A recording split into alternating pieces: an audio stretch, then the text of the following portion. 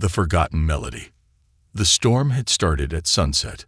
A cold wind rattled the windows of the tiny cafe on Alder Street, where rain slicked the sidewalks and turned the sky to charcoal. Inside, the warm hum of conversation and clinking cutlery couldn't drown out the sharp laughter coming from the corner booth. That's where they sat, 5 of them, dressed in sleek blazers and silk scarves, sipping overpriced lattes and waiting for something, or rather someone. "Where is she?" one of them asked with a smirk. "You'd think someone so important wouldn't keep us waiting." "She's probably hiding in the kitchen, washing dishes," another snorted. "Honestly, this is going to be hilarious," said a third, pulling out their phone. "I'm already recording." Behind the counter, wiping her hands on a faded apron, Mara Langley, 36, took a deep breath. She knew they were here for her, knew why they'd come. Not for coffee, not for food, and definitely not for kindness, but to remind her that in their eyes, she had fallen from grace, fallen from ambition, and most of all, fallen from relevance. The open mic night was about to begin, and they had signed her up. Not out of support, not out of admiration, but to mock her, to see if the small-town waitress who once sang at the Royal Conservatory could still carry a tune, or if the years had stolen her voice completely. 15 years earlier, the stage lights had been blinding, the applause deafening. Mara Langley, then a 21-year-old prodigy with a voice critics called Liquid Fire, stood at center stage at London's Royal Conservatory of Music, her name whispered by composers and opera houses across Europe. People spoke of her in the same breath as Callas and Price. She didn't just sing, she became the music. She was on track for greatness. Until the call came. The one that changed everything.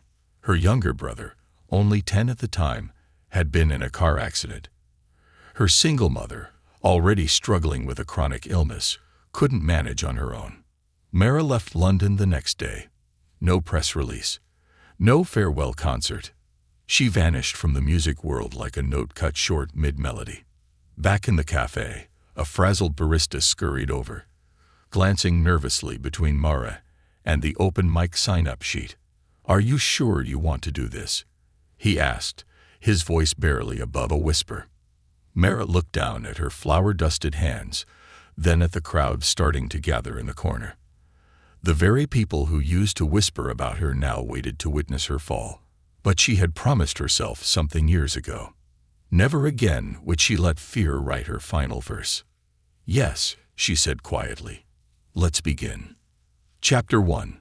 The Whisper of Regret. Every day at 6:00 a.m., Mara opened the cafe.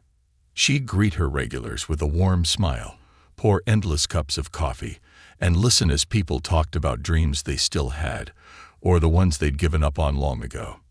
She never told them that she once stood before 1,000 people under a gold-leaf dome in Prague. That her voice once moved critics to tears. She kept that part locked away, like a song never sung. Because in the world she lived in now, late bills, a leaky roof, and her little brother Danny's endless hospital checkups, dreams didn't pay the bills. They were luxuries. But sometimes, in the quiet moments, when the cafe was closed and the moonlight spilled through the windows, she'd sit at the old upright piano in the back room, fingers trembling over the keys, and she'd sing, softly, just for herself, just enough to remember that the voice was still there, waiting. Chapter 2. The Return of Ghosts. When she saw them walk in that evening, Sierra Weston, Toby Crane, Lexa Burns, it was like a ghost from her old life had walked through the door wearing lipstick and stilettos. They were former classmates from the conservatory, now big names in the art scene. Sierra headlined Broadway musicals. Lexa had just released her 3rd jazz album. Toby conducted at Carnegie, and here they were, ordering coffee from the woman who used to beat them in every solo competition. Mara didn't need to ask why they were in town. She already knew. The Camden Music Festival was this weekend, the biggest classical event in the region, and all 3 of them were headliners. She hoped they wouldn't recognize her. Maybe she could just serve their coffee and fade back into the shadows. But it wasn't that kind of night. Well, Mara Langley, Sierra cooed with syrupy sweetness. Is this really you? Mara forced a polite smile. Sierra. Long time. Lexa leaned over the counter. We heard you were still around. Little cafe gig. Small town. Very humble. Very tragic, Toby added with a grin. Mara didn't flinch. She'd been called worse. But then came the kicker. We signed you up for open mic night, Sierra said, dangling a pen.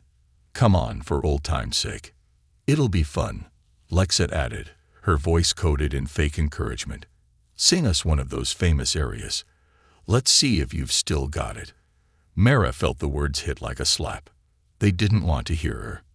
They wanted to laugh, to record, to post it online, and let the world see the fall of a once rising star. Chapter 3. A Voice Buried Under Dust. Later that evening, Mara sat alone in the cafe's back room. In her hand was an old photograph. Her on stage, barely 20. Pure light and fire. She almost didn't recognize the girl. I wasn't supposed to stay here, she whispered to the picture. I was supposed to tour Europe. I was supposed to matter. From the other room, she heard the first performer take the mic. Then laughter. Then applause. The open mic had begun. Mara stood, walked to the mirror, and studied her face. No makeup, hair in a simple ponytail, faint lines beneath her eyes. But in her eyes, there was something else. Resolve. She walked out of the room, stepped into the soft light of the cafe, and onto the small wooden platform where a microphone waited. The chatter faded. Phones came out. Toby and Lexa leaned forward, already grinning. Sierra crossed her arms, waiting for the stumble, the squeak, the final proof that Mara Langley's star had long burned out. The host handed her the mic. Ladies and gentlemen, a special surprise tonight. Our next performer is someone with a past as bright as her voice. Please welcome Mara Langley. A few scattered claps. Most waited in silence. Mara took the mic, steady hands, looked across the faces, and then she said, quietly, but with a tremor of steel, this song, I wrote it years ago, never shared it, never sang it for anyone but myself. She turned to the pianist, an old man with kind eyes who nodded once. He began to play. A simple melody, soft and haunting. And then Mara sang. The sound that shattered silence. The first note was quiet. So soft, it barely carried across the room. Some people in the back chuckled. One of the waiters dropped a spoon. No one cared. Until Mara Langley opened her mouth again. And then, everything stopped. Every conversation died mid-sentence. Phones lowered. Forks froze in the air. Because the sound that filled the cafe wasn't broken, rusty, or faded like they'd expected. It was crystal. It was raw. It was alive. And it carried something far more powerful than fame. It carried truth. Chapter 1. A Voice Reborn. Mara's song was not flashy. There were no operatic flourishes, no showboating runs meant to impress. It was a song written for no one but herself. A quiet confession in melody. She sang about a girl who had everything but gave it away for something she thought mattered more. She sang about nights spent alone, wondering if the world remembered her name. She sang about kitchens and cold mornings and hands that smelled like coffee beans and dish soap. She sang about music, not as a stage or spotlight, but as a heartbeat. And somewhere in the middle of that song, something shifted. A tear rolled down Sierra Weston's cheek, one she tried to hide behind her hair. Lexa Burns lowered her phone, no longer recording. Toady Crane sat with his mouth slightly open, stunned. Mara didn't see them. She wasn't looking at them. Her eyes were closed. Because this wasn't a performance. It was a return. Chapter 2. The Echo of Applause. The final note hung in the air like mist. Then silence. No one moved. No one dared. Myra lowered the microphone. Her hands were steady, her eyes open now. She saw them, every stunned face, every wide eye. Then someone in the back began to clap. Slow, unsure, but it spread like fire. Tables full of strangers stood to their feet. A group of teenage girls by the window who'd been giggling at their phones were now crying and clapping. The elderly couple who'd come every Thursday for 15 years held hands, moved beyond words. And Sierra Weston, Broadway's golden girl, rose to her feet and whispered, "My God." The cafe shook with applause. But Mara just stood there, stunned. Not because of the ovation, but because, for the first time in years, she felt whole. Chapter 3. Backstage Memories. That night, Mara walked home in the rain. She didn't mind getting wet.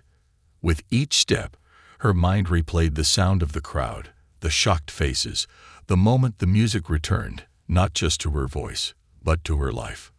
But as the wind picked up and the streetlights flickered, doubts returned. They always did.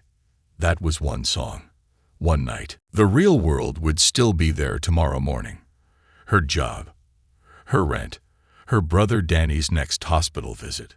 Was it foolish to believe in a spark that had flickered for so long? She reached her apartment, climbed the creaky stairs, and unlocked the door to the smell of microwave lasagna and old laundry. Danny was on the couch, one arm in a sling, grinning. "You were on Instagram," he said. Mara blinked. "What?" Your song. It's already going viral." He held up his phone. 50,000 views. People are tagging you. Someone called you the ghost voice of Camden. Mara stared at the screen, her voice caught somewhere between a laugh and a gasp. And then Danny said something that hit harder than anything that had come before. "I never got to hear you sing until tonight."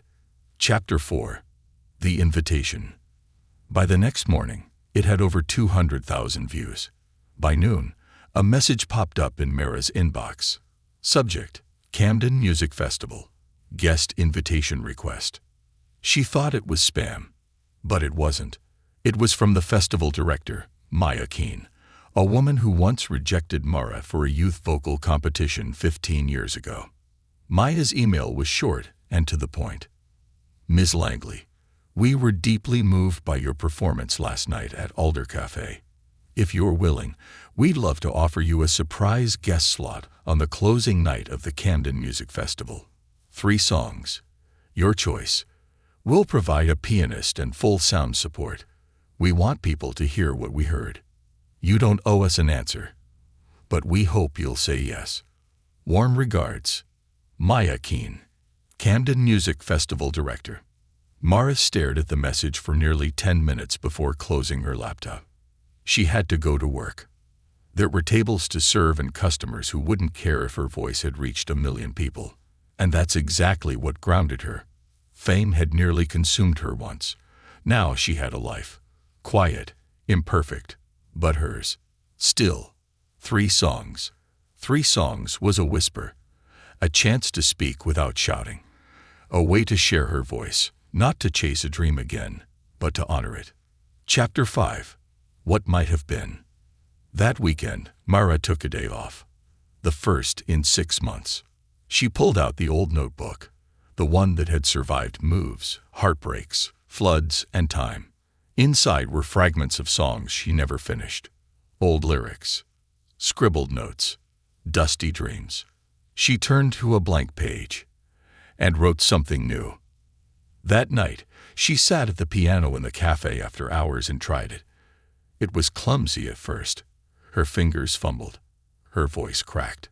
But she laughed. Then she tried again. And this time, the melody poured out like it had been waiting all along. Chapter 6. The Night of Fire. The final night of the Camden Music Festival came faster than she expected.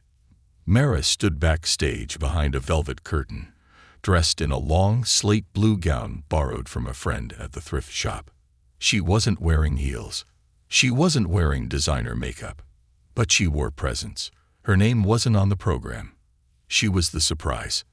Backstage, she saw Sierra Weston in full makeup, Lexa tuning her guitar, Toby practicing hand gestures for his conducting solo.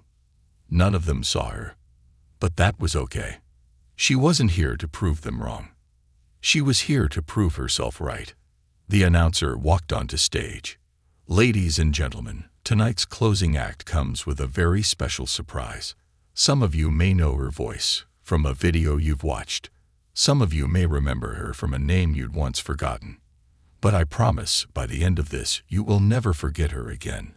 Please welcome Mara Langley. The curtain rose. The spotlight hit, and Mara stepped forward. The audience murmured. There were gasps, whispers, some applause. Maya Keene watched from the wings, arms crossed, eyes soft. The pianist gave her a nod. And Mara sang. Not just the cafe song, but two new ones. One about her brother and his recovery. One about her mother's death and the lullabies they shared. And the final song, a quiet anthem called The Second Sunrise. A song about returning, about not being too late, about how some stars don't burn out. They just wait for dawn. Chapter 7. Applause in the Rain. After the final note, Mara didn't wait for applause. She stepped back from the mic and bowed, simple and low. Then she turned to leave. But the audience wouldn't let her.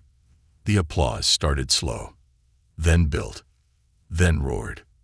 People were crying. The conductor, Toby, stood, clapping, stunned. Sierra Weston clutched her chest. Lexa dropped her phone again. Even the orchestra musicians banged the sides of their stands in applause.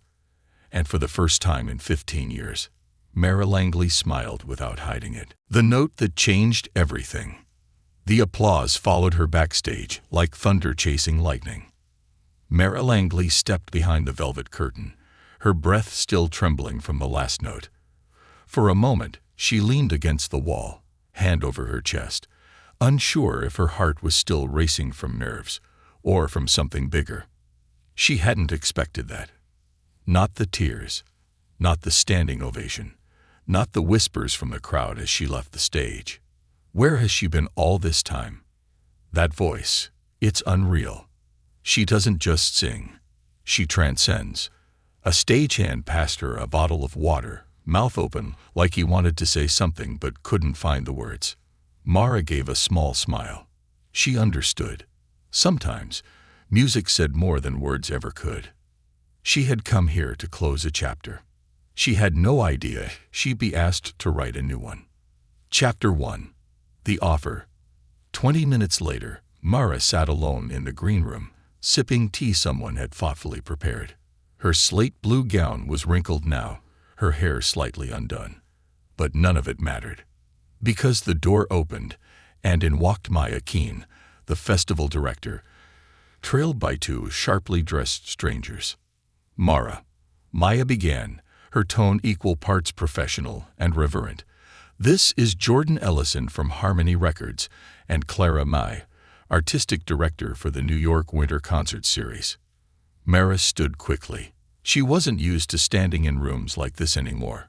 Rooms with decision-makers, producers, and people who could shape or break a career. Jordan stepped forward first. "We'd like to sign you," he said without hesitation. "Studio time. An album. Whatever you want. You've got the kind of voice people remember for decades, not years." Clara Mai smiled. "And I'd like to feature you as a headliner this winter. A full set. Paid, of course. We'll handle everything. Transport, wardrobe, everything." Maya smiled softly. "They're not the only ones. My inbox is already filling. It's like everyone forgot you existed. And now they can't stop talking about you." Mara didn't know what to say. These were the kinds of conversations she used to dream about. The kind she thought would never come again. She glanced at the clock. It was nearly midnight. Her little brother, Danny, would be waiting at home. He always waited up, even if he pretended not to. "Thank you," she said, her voice quiet. "I'm honored, truly, but I need a little time." Jordan nodded. "Of course. Just don't wait too long." The world's watching now. As they left, Maya lingered behind. I owe you an apology, she said gently. All those years ago, I rejected you for a conservatory slot. You were better than every singer who got in. But I didn't think a girl from a working-class family could keep up in that world. Nora blinked. Maya continued. I was wrong. Dead wrong. You didn't just keep up, you surpassed them all. Mara nodded once. Maybe. I just had to take the long way around. Chapter 2. The Long Way Home. The streets were quiet when she walked home, shoes in hand, heels forgotten. The Camden Music Festival posters still fluttered on lampposts like paper ghosts. Her phone buzzed again. Another message. Another offer. She ignored it. Not because it didn't matter, but because right now something else mattered more. When she reached the apartment, she opened the door and found Danny on the couch, fast asleep, the TV casting a blue glow across his face. She knelt beside him, brushing hair from his forehead. Despite all his medical appointments, his limp, and the endless therapy sessions, he never once asked her to stop singing. She had chosen to raise him, care for him. And somehow, across all those hard years, he had become her reason, not her burden. Danny stirred. Did they clap? He mumbled. Mara smiled. They did more than clap. He grinned. Good. I told you they would. Then he fell back asleep. And Mara, for the first time in years, felt like both the artist and the caretaker could live in the same skin. Chapter 3. The People Who Never Saw Her Coming. The next morning, the internet was on fire. Hashtag Mara Langley was trending. Clips from the cafe, then the festival, were everywhere. Music critics were writing blogs. Influencers were calling her the voice from nowhere. Some called her the Phoenix Singer, others the Velvet Flame. But Mara stayed quiet. She worked her shift at the cafe. She smiled at customers. She cleared tables.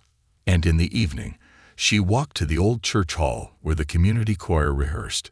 She didn't announce herself. She just slipped in, offered to help with harmonies, and waited. Because she didn't sing for approval anymore. She sang for truth, for peace, for something honest. But fame, it turns out, isn't easy to ignore. Chapter 4. The Return of the Crowd. By the end of the week, the cafe was flooded. People from out of town came just to see where the singing waitress worked. A couple asked for a selfie. A local TV crew set up outside and asked if she'd perform again. Sierra Weston came back, this time alone. No entourage, no press. She approached the counter sheepishly. I was awful to you, she said. Back then, and last week. Mara paused, then handed her a cup of coffee. No sugar, she said, smiling. Still remember? Sierra looked down, touched. Why didn't you hit back when we mocked you? Mara shrugged. Because I already won. The second I sang, I got myself back. That's more than your opinion ever cost me. Sierra nodded, eyes wet. Well, I hope we can be something more than rivals now. Maybe friends. Mara didn't answer. She didn't need to. Some songs needed no chorus. Chapter 5. The Voice That Kept on Singing. 2 months later, Mara released her first original single, Unfinished Area. It debuted at number 6 on the classical charts. But she wasn't touring, not chasing stages. She'd accepted one offer only, a weekly mentorship at the Camden Community Music Center, where she taught young girls and boys to find their voices. Each student came from some version of struggle, shyness, poverty, rejection. She didn't teach them to be famous. She taught them to be free. Chapter 6. Legacy in a Lullaby. Late one night, Mara was locking up the cafe when a little girl tapped on the window. She couldn't have been more than 8. Red pigtails, nervous eyes. Are you the lady from the video? She asked. Mara knelt. Depends on which video. The one where everyone laughed first. But then they clapped. A lot. Mara nodded. My mom plays your song in the car, the girl said. She cries sometimes. I think it helps her feel less stuck. Mara's throat caught. What's your name? She asked. Ava. Wanna come in and sing something with me, Ava? The little girl's face lit up. They walked to the back room. The old piano, still out of tune, still perfect. And there, under soft lights and cracked tile, a once-forgotten star sang a duet with a little girl who might one day believe she could shine too. Final scene. The note after silence. At the end of it all, Mara stood in front of her mirror. Same apartment, same smile, but something was different. Behind her, on the shelf, sat no trophies, no awards. Just a photo of her, Danny, and a stack of handwritten lyrics she still hadn't shared with the world. She reached into a drawer and pulled out a new notebook. She titled it Volume 2, because sometimes the most powerful note is the one that comes after silence.